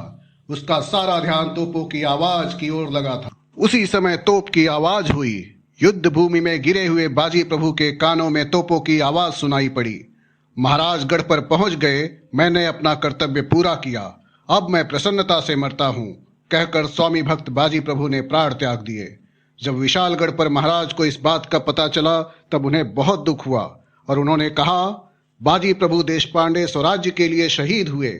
बांदल के लोगों ने पराकाष्ठा का युद्ध किया। बाजी प्रभु जैसे देशभक्तों के कारण ही स्वराज्य आगे बढ़ा। उस स्वामी भक्त के रक्त से घोर दर्रा पवित्र हुआ। पावन दर्रा के नाम से यह दर्रा इतिहास में अमर हुआ। धन्य थे वे वीर और धन्य था बाजी प्रभु। बीजापुर के आदिल शाह ने बहुत कोशिश की, परंतु शिवाजी महाराज के आगे उसकी एक न चली। उसके प्रत्येक सरदार को शिवाजी महाराज ने बुरी तरह से पराजित किया। अंत में आदिल शाह ठंडा पड़ गया। उसने शिवाजी महाराज के साथ संधि कर ली और उनका स्वतंत्र राज्य स्वीकार कर लिया। इस कारण दक्षिणी हिस्सा कुछ समय तक सुरक्षित रहा। इसके बाद शिवाजी महाराज उत्तर में मुगलों की ओर मुड़े। मुगलों के आक्रमण से महाराष्ट्र की दुरावस्था हो गई थी। उस समय दिल्ली में मुगल शासक औरंगजेब था। उसके प्रदेश पर शिवाजी महाराज ने आक्रमण किए। इससे बादशाह क्रोध में आ गया। शिवाजी महाराज पर आक्रमण करने के लिए उसने अपने मामा शाइस्ता खान को भेजा। उसने पुणे पर आक्रमण किया। उसके साथ 75,000 सैनिक थे। सैकड़ों हाथी, ऊंट और तोपें थी। शाइस्ता खान शिरवल, शिवापुर और सासवड़ आदि गांव जीतता हुआ आगे बढ़ा। उसने पुरंदर किले को घेर लिया। वह आगे ही बढ़ा था कि एक बार मराठों ने उसे दर्रे में घेर लिया।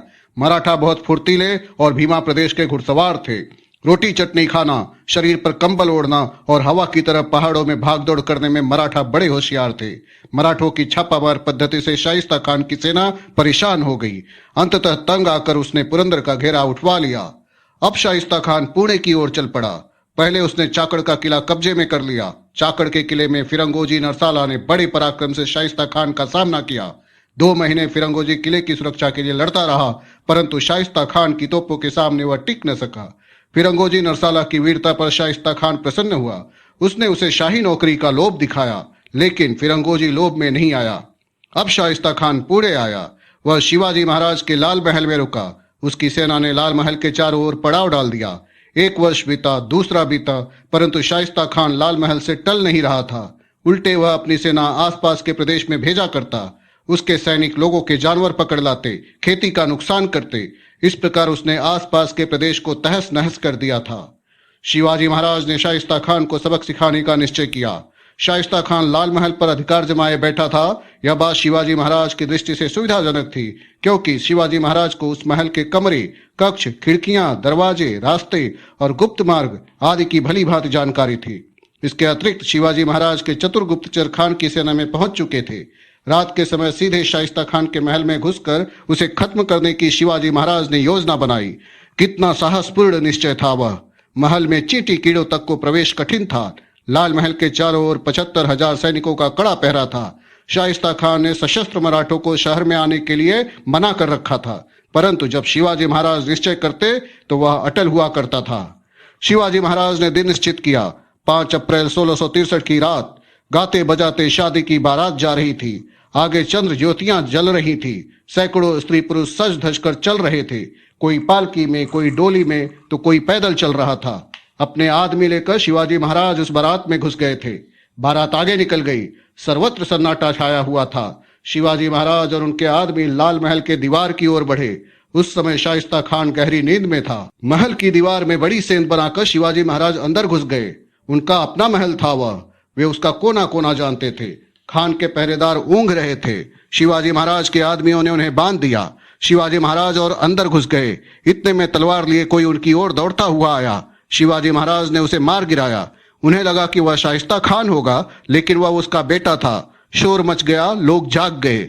शिवाजी महाराज सीधे खान के कमरे में पहुंचे। उन्होंने तलवार निकाली। शाइस्ता खान डर गया। शैतान शैतान चिल्लाता हुआ वह खिड़की से भागने की कोशिश करने लगा। शिवाजी महाराज उसके पीछे दौड़े। शाइस्ता खान खिड़की से बाहर कूदने ही वाला था कि शिवाजी महाराज ने उस पर वार किया। खान की 3 उंगलियां कट गई। जो प्राणों पर गुजरने वाली थी वह उंगलियों पर निभ गई। खान खिड़की से कूदकर भाग निकला। उसे धोखे में रखने के लिए शिवाजी महाराज और उनके आदमी शिवाजी आया, दौड़ो दौड़ो, पकड़ो पकड़ो चिल्लाते हुए भागने लगे। खान के आदमी भी डर कर भाग रहे थे। शिवाजी महाराज और उनके आदमी सिंहगढ़ की ओर चले गए। खान के आदमी रात भर शिवाजी महाराज को ढूंढते रहे। शाइस्ता खान बुरी तरह डर गया था। उसे भय सताने लगा। आज उंगलियां कट गई, कल शिवाजी मेरा सिर काट कर ले जाएगा। इस तरह से वह डर के मारे कांपने लगा। यह समाचार मिलते ही बादशाह औरंगजेब बहुत क्रोधित हुआ। वह शाइस्ता खान पर बहुत नाराज हुआ। उसने शाइस्ता खान को बंगाल जाने का आदेश दिया। मुगल शासन के लिए यह पहली जबरदस्त चोट थी। शिवाजी महाराज विजयी हुए। तोपें दागी गई। सारे महाराष्ट्र में आनंद छा गया। शाइस्ता खान पर विजय के बाद भी शिवाजी महाराज चुप नहीं रहे। जब औरंगजेब की सेना महाराष्ट्र में उपद्रव मचा रही थी, तब बादशाह पर धाक जमाने के लिए शिवाजी महाराज ने सूरत शहर पर छापा मारा। कहां पुणे और कहां सूरत। उस समय सूरत मुगल साम्राज्य का बहुत बड़ा व्यापारिक केंद्र था। धन धान्य से परिपूर्ण।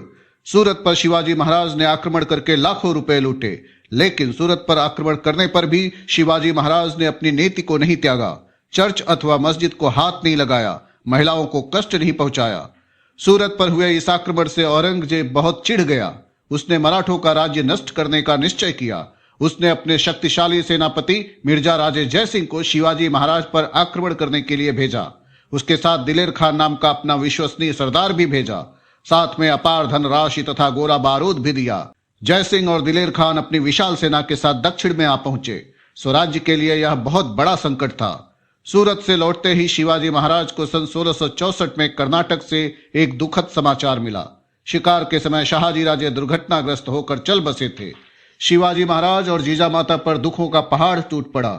शिवाजी महाराज ने मातोश्री को सांत्वना दी और उन्हें इस दुख से उबार लिया। शिवाजी महाराज का पुरंदर किला भव्य और मजबूत था। दिलेर खान जानता था कि इस किले को जीते बिना शिवाजी महाराज को पराजित करना कठिन है, इसलिए उसने पुरंदर को घेर लिया। उसकी सेना बहुत विशाल थी, लेकिन पुरंदर का किलेदार मुरारबाजी बड़ा ही दृढ़ निश्चयी और पराक्रमी वीर था। उसके सैनिक बड़े ही वीर पराक्रमी थे। इन सारे वीर सैनिकों को लेकर मुरारबाजी लड़ने के लिए तैयार हुआ। दिलेर खान की तोपें गरजने लगी। तोपों के लाल लाल गोले किले पर बरसने लगे, लेकिन मुरारबाजी और उसके मावले पीछे नहीं हटे। वे दुगने जोश से लड़ने लगे। मुगलों ने तोपों की वर्षा की। दुर्ग का बुर्ज ध्वस्त हो गया। मुगल मचान में घुस आए। दिलेर खान ने मचान जीत लिया। मराठों ने मचान के ऊपर के बाले किले का आश्रय लिया। वे लड़ते ही रहे। दिलेर खान अपनी छावनी से यह लड़ाई देख रहा था। मुरारबाजी क्रोध से लाल हो चुका था। उसने 500 मावले चुने। उन्हें लेकर मुगलों पर आक्रमण करने का उसने निश्चय किया। ऊपरी किले का दरवाजा खुल गया।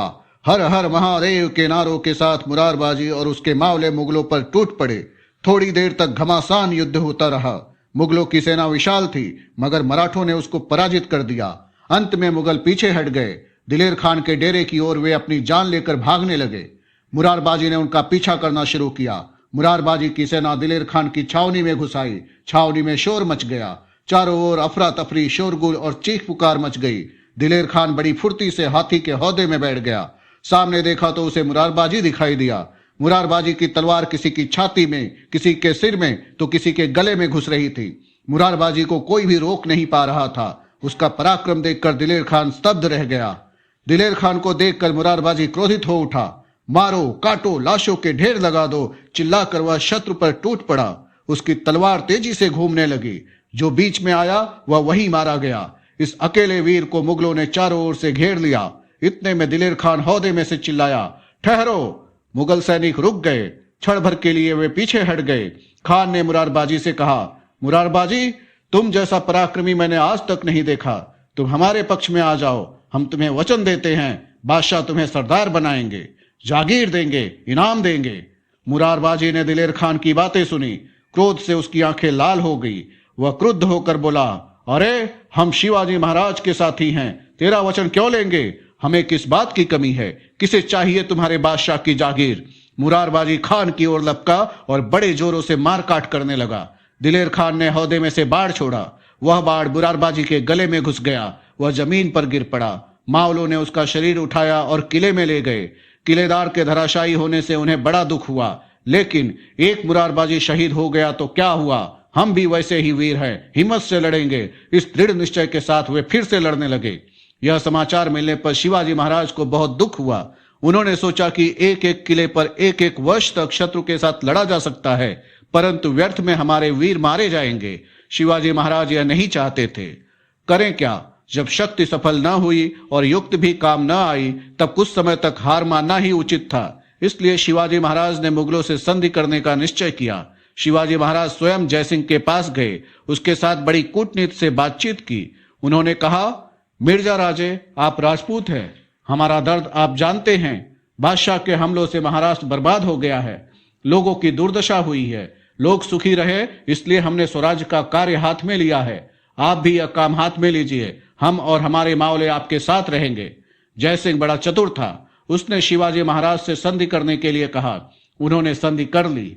इस संधि में शिवाजी महाराज ने मुगलों को 23 किले और उसके अधीनस्थ 4 लाख होन का प्रदेश देना स्वीकार किया।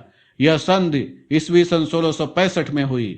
पुरंदर में संधि हुई। जयसिंह ने शिवाजी महाराज को सलाह दी कि वे उसी समय आगरा जाकर बादशाह से मिले। उनकी सुरक्षा का दायित्व उसने अपने ऊपर लिया।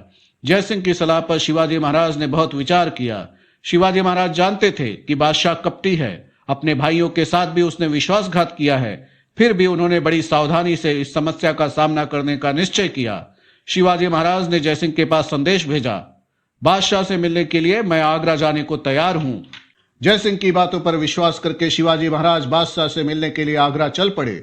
जाने से पूर्व शिवाजी महाराज ने स्वराज्य का प्रशासन जीजामाता के हाथों में सौंपा और उनका आशीर्वाद लिया। उन्होंने अपने पुत्र संभाजी राजे, चुने हुए सरदार, कुछ विश्वसनीय लोग और भारी धन अपने साथ लिया। स्थान स्थान पर पड़ाव डालते हुए वे आगरा पहुंचे।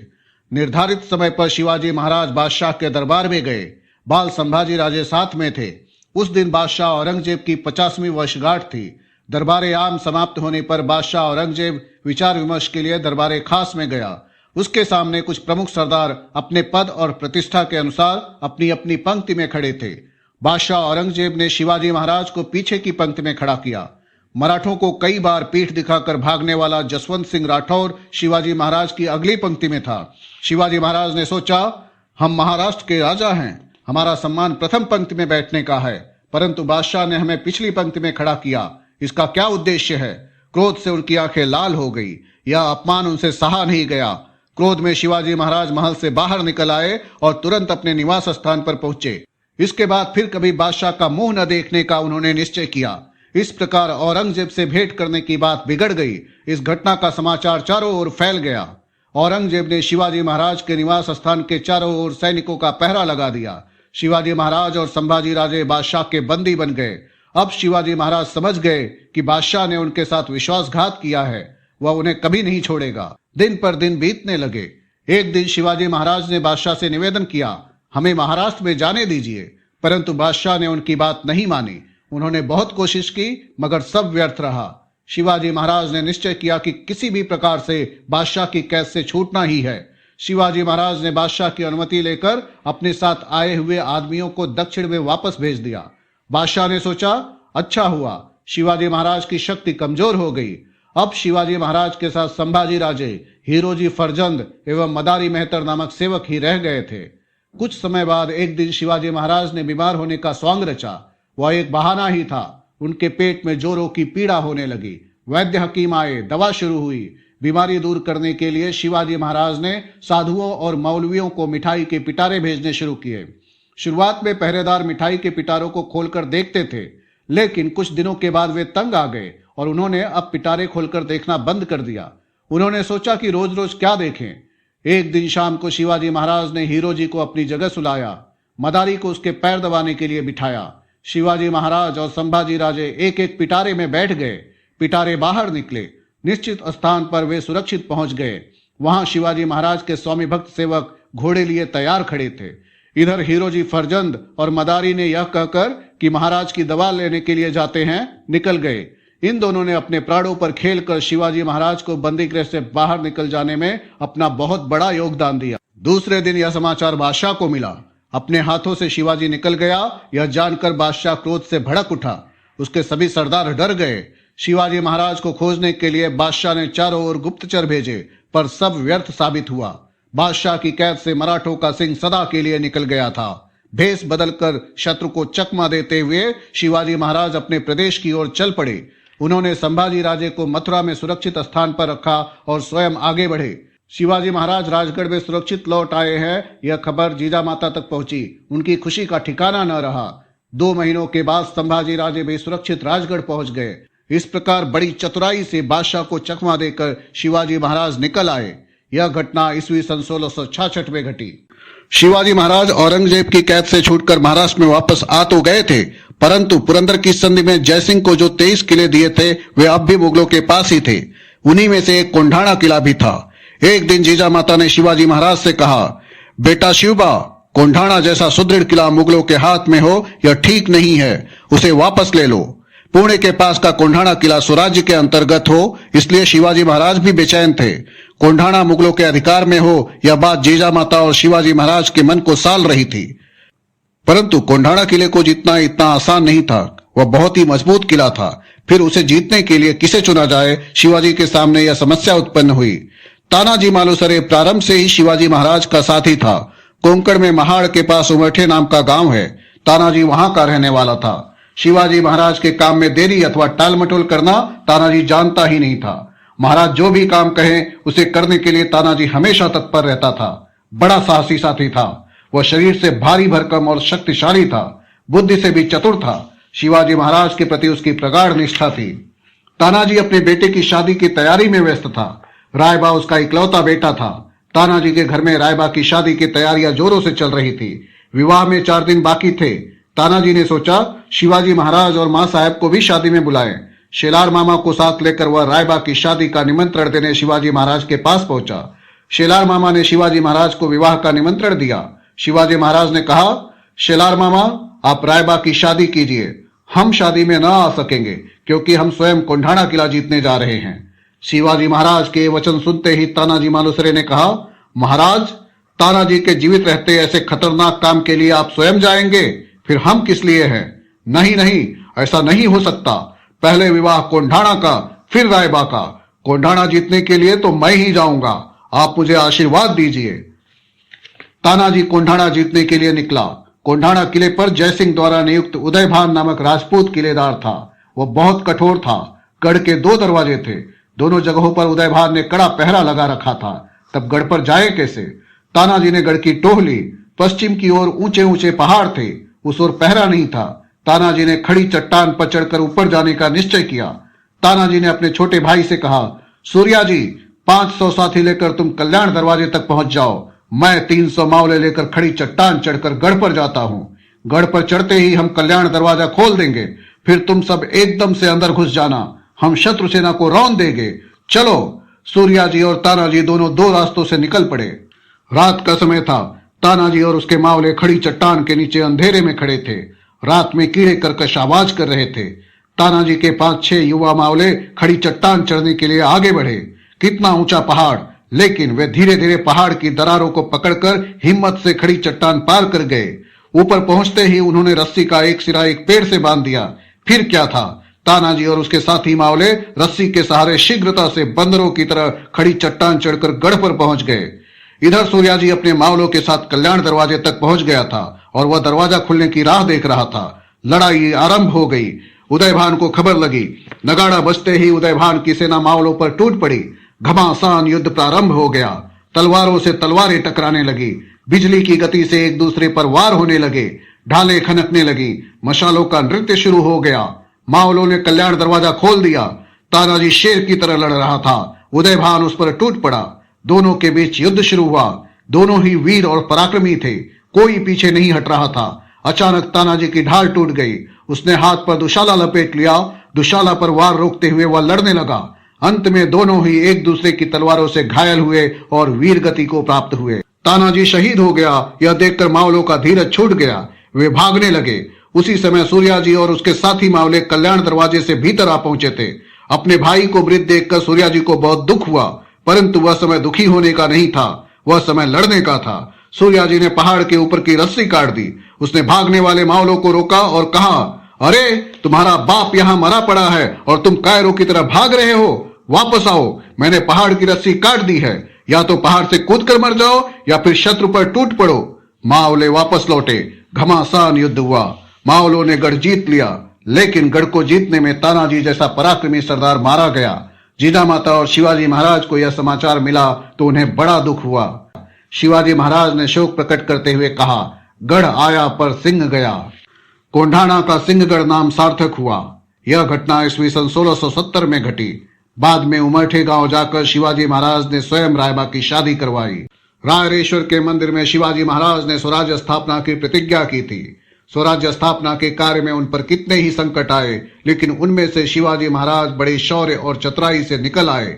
बाजी प्रभु, मुरारबाजी, तानाजी आदि वीरों ने स्वराज्य के लिए लड़ते लड़ते अपने प्राण गंवाए। अंत में स्वराज्य का निर्माण हुआ। शत्रुओं पर धाक जम गई। इस स्वराज्य को सभी राजा महाराजा मान्यता दे, इसलिए शिवाजी महाराज ने राज्याभिषेक की योजना बनाई। सैकड़ों वर्षों के बाद सभी धर्मों के प्रति समभाव रखने वाले, प्रजा को न्याय और सुख देने वाले राजा ने महाराष्ट्र में जन्म लिया था। स्वराज्य का निर्माण हुआ है, इस बात का पता पूरे संसार को चले, इसलिए शिवाजी महाराज ने राज्याभिषेक करवाने का निश्चय किया। उन्होंने यह कार्य अपने सुख अथवा वैभव के लिए नहीं बल्कि स्वराज्य को अधिक शक्तिशाली बनाने के लिए किया। शिवाजी महाराज ने राजधानी के लिए रायगढ़ को चुना। रायगढ़ सुदृढ़ किला था।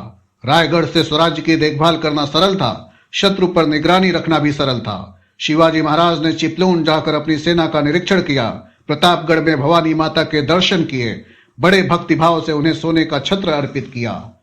राज्याभिषेक के लिए शिवाजी महाराज ने सोने का सिंहासन बनवाया, उसमें बहुमूल्य रत्न जड़वाए, उस पर शुभ्र छत्र लगवाया। राजा, रजवाड़े, विद्वान, ब्राह्मण, दरबार के सरदार और कारीगर आदि को निमंत्रण भेजे गए। राज्याभिषेक का पौरोहित्य करने के लिए काशी से गागा भट्ट आए। गागा भट्ट का परिवार मूलतः पैठण का था, परंतु वे काशी में अस्थायी रूप से रहने लगे थे। वे महान पंडित थे। काशी में उनकी बड़ी प्रतिष्ठा थी, उनकी कीर्ति सर्वत्र फैली हुई थी। शिवाजी महाराज ने राज्याभिषेक की तैयारी यथाशक्ति पूरी की। सप्त गंगा और समुद्र का जल लाने के लिए आदमी भेजे गए। रायगढ़ में लगभग 50,000 आदमी एकत्र हुए। उनके लिए जगह जगह तंबू, डेरे और रावड़ियों की भीड़ सी लग गई थी। राज्याभिषेक का दिन बड़ा मंगलमय था। बाजे बजने लगे, चारण गाने लगे, चारों ओर खुशियां छा गई। शिवाजी महाराज स्वर्ण चौकी पर बैठे, उन पर छत्र चामर धरे गए। घी, दही, मधु के कलश पुरोहितों के हाथों में थे। गागा भट्ट के हाथ में स्वर्ण कलश था, उसमें गंगा, सिंधु, यमुना, गोदावरी, कृष्णा, नर्मदा और कावेरी, इन 7 नदियों और समुद्र का जल भरा हुआ था। गागा भट्ट ने वह कलश शिवाजी महाराज के सिर के ऊपर धरा और वे मंत्र पढ़ने लगे। कलश के 100 छिद्रों द्वारा शिवाजी महाराज पर जल का अभिषेक हुआ। फिर शिवाजी महाराज उठे और उन्होंने जीजा माता के चरण स्पर्श किए। मां साहब ने शिवाजी महाराज को गले लगाया। उनकी आंखों से खुशी के आंसू बहने लगे। 30 वर्षों तक उन्होंने जो कष्ट उठाए वे आज सफल हुए। शिवबा के जन्म से पूर्व मां ने जो सपना देखा वह आज साकार हुआ था। मां के नेत्रों से आनंदाश्रु झरने लगे। शिवाजी महाराज का भी हृदय उमड़ पड़ा। धन्य हो मां साहब, धन्य हो शिवाजी महाराज। मां साहब से भेंट करने के पश्चात शिवाजी महाराज सिंहासन पर बैठे। उनके पास महारानी सोयराबाई और युवराज संभाजी राजे बैठे। उनके दोनों ओर अष्ट प्रधान खड़े हुए। गागा भट्ट ने स्वर्ण मोतियों का झालरदार छत्र महाराज के सिर के ऊपर धरा और जोर से कहा, क्षत्रिय कुलावतंत सिंहासनाधीश्वर श्री शिव छत्रपति की जय हो। सबने शिवाजी महाराज की जय जयकार की। किलों पर तोपें दागी गई। संपूर्ण महाराष्ट्र में शिवाजी महाराज की जय जयकार हुई। इस प्रकार ईस्वी सन 1674 में शिवाजी महाराज का राज्याभिषेक हुआ। उसी वर्ष से शिवाजी महाराज ने राज्याभिषेक नामक नया शक चलाया। शिवाजी महाराज शक करता राजा बने। उन्होंने अपनी अलग मुद्राएं ढालनी शुरू की। इस समारोह में विभिन्न देशों के राजदूत उपस्थित थे। अंग्रेजों ने ऑक्जिंडेन नाम का अपना राजदूत शिवाजी महाराज को नजराना देने के लिए भेजा था। इस समारोह को देखने के लिए दूर दूर से लोग इकट्ठे हुए थे। शिवाजी महाराज के राज्याभिषेक का समाचार सारे विश्व में फैल गया। उनकी कीर्ति का प्रसार चारों ओर हो गया। राज्याभिषेक का समारोह संपन्न हुआ, परंतु यह खुशी अधिक दिनों तक नहीं रह सकी। राज्याभिषेक के कुछ दिनों के बाद ही 17 जून 1674 को मां साहब का देहावसान हो गया। शिवाजी महाराज का सशक्त आधार चला गया। स्वराज्य में समस्त प्रजा का आधार शिवाजी महाराज थे, परंतु शिवाजी महाराज का आधार मां साहब थी। वे उनके जीवन के सच्चे अर्थों में मार्गदर्शक और गुरु थी। मां साहब की मृत्यु से उन्हें अत्यंत दुख हुआ, परंतु अधिक दिनों तक शोक मनाना उनके लिए संभव नहीं था। उन्हें स्वराज्य को व्यवस्थित रूप से चलाना था। शिवाजी महाराज ने कर्नाटक प्रदेश पर आक्रमण करने का निश्चय किया। उन्हें आदिल शाह से अब कोई डर नहीं था, क्योंकि आदिल शाही पतन पर थी। लेकिन उत्तर का मुगल सम्राट औरंगजेब मराठों के राज्य को नष्ट करने के लिए घात लगाए बैठा था। वह स्वराज्य को कब मिटाएगा इसका कोई भरोसा नहीं था। शिवाजी महाराज ने सोचा कि मुगलों के संकट का सामना करने के लिए यह आवश्यक है कि दक्षिण में भी कोई सुदृढ़ स्थान उनके हाथ में हो। इसलिए उन्होंने दक्षिण के प्रदेशों पर कब्जा करने का विचार किया। इस अभियान के लिए शिवाजी महाराज ने गोलकुंडा के कुतुब शाह से सहायता मांगी। उसने बड़ी खुशी से शिवाजी महाराज को सहयोग देना स्वीकार किया। दक्षिण अभियान के पीछे शिवाजी महाराज का एक और उद्देश्य था। उनका सौतेला भाई वेंकोजी राजे दक्षिण में तंजौर की जागीर संभाले हुए थे। वेंकोजी राजे के पास पिताजी की कर्नाटक की जागीर होते हुए भी वेंकोजी राजे ने उसका कोई भी हिस्सा शिवाजी महाराज को नहीं दिया था। यही नहीं, बल्कि स्वराज्य के प्रति उनके मन में आदर भाव भी नहीं था। वह शिवाजी महाराज के प्रति उपेक्षा का भाव रखते थे। उनसे मिलकर शिवाजी महाराज को यह मालूम करना था कि स्वराज्य के काम में वे क्या सहायता कर सकते हैं। शिवाजी महाराज कर्नाटक जाने के लिए निकले। गोलकुंडा के अबुल हसन कुतुब शाह ने उन्हें मिलने के लिए निमंत्रण दिया था, इसलिए शिवाजी महाराज ने पहले कुतुब शाह की राजधानी में उससे मिलने और फिर दक्षिण विजय के लिए आगे बढ़ने की योजना बनाई। गोलकुंडा कुतुब शाह की राजधानी थी। कुतुब शाह ने शिवाजी महाराज के स्वागत की बहुत बड़ी तैयारी की। भेंट के लिए विशेष शामियाना तैयार किया गया था। शिवाजी महाराज राजधानी में दाखिल हुए। लोग उनके दर्शन करने रास्ते के दोनों ओर खड़े थे। उनके पराक्रम की खबरें देश में चारों ओर फैल गई थीं। अफजल खान का वध, शाइस्ता खान की दुर्दशा और आगरे से निकल जाना आदि रोमांचकारी प्रसंग के समाचार देश भर में फैल चुके थे। इस कारण महाराज का वहां भव्य स्वागत हुआ। घर घर से लोग शिवाजी महाराज पर फूलों की वर्षा कर रहे थे। जनता का स्वागत स्वीकार करने के पश्चात शिवाजी महाराज कुतुब शाह के दरबार में आए। कुतुब शाह उनके स्वागत के लिए आगे बढ़े और विशेष रूप से सजाए गए अपने समकक्ष सिंहासन पर उसने महाराज को बिठाया। महाराज के स्वागत में उसने कोई कसर नहीं छोड़ी थी। स्वागत सत्कार होने के पश्चात शिवाजी महाराज कर्नाटक अभियान के लिए चल पड़े। शिवाजी महाराज पूर्वी तट पर आ गए। चेन्नई के दक्षिण में जिंजी का किला है। यह रायगढ़ की तरह विशाल और सुदृढ़ है। उस पर घेरा डालकर महाराज ने उसे जीत लिया। दक्षिण में स्वराज्य का एक महत्वपूर्ण केंद्र तैयार हो गया। फिर शिवाजी महाराज ने वेल्लोर के किले पर घेरा डाला। कई महीनों तक घेरा डालने पर भी किला कब्जे में नहीं आ रहा था। तब वेल्लोर की पहाड़ी से शिवाजी महाराज ने किले पर तोपों की वर्षा की और किला जीत लिया। उन्होंने कर्नाटक में 20 लाख की आय वाला प्रदेश और छोटे बड़े ऐसे अनगिनत किले जीत लिए। महाराज ने अपने सौतेले भाई वेंकोजी राजे को मिलने के लिए बुलाया। वे अनिच्छा से आए। महाराज ने उनका उचित सम्मान किया। उन्होंने वेंकोजी राजे को समझाने का प्रयत्न किया और उनसे स्वराज्य के कार्य में सहयोग देने के लिए आग्रह किया। कुछ दिनों तक वेंकोजी राजे शिवाजी महाराज के साथ रहे, लेकिन एक रात महाराज से बिना कुछ कहे वह तंजौर चले गए और फिर उन्होंने शिवाजी महाराज की सेना पर आक्रमण कर दिया। शिवाजी महाराज की सेना ने उन्हें धूल चटाई। वेंकोजी राजे हार गए। अपने भाई के व्यवहार से शिवाजी महाराज को बहुत दुख हुआ। उन्होंने वेंकोजी राजे को समझाने के लिए कई पत्र लिखे।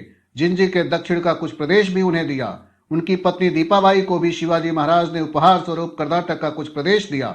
महाराज ने वेंकोजी राजे को पत्र में लिखा, शत्रुओं पर भरोसा न करें, स्वयं पराक्रम दिखाएं। कर्नाटक पर विजय प्राप्त कर महाराज रायगढ़ लौटे। इस अभियान का थकान का वे अनुभव कर ही रहे थे कि उन्हें जंजीरा के सिद्दी के विरुद्ध नौसेना अभियान चलाना पड़ा। इस समय महाराज की आयु 50 वर्ष की थी।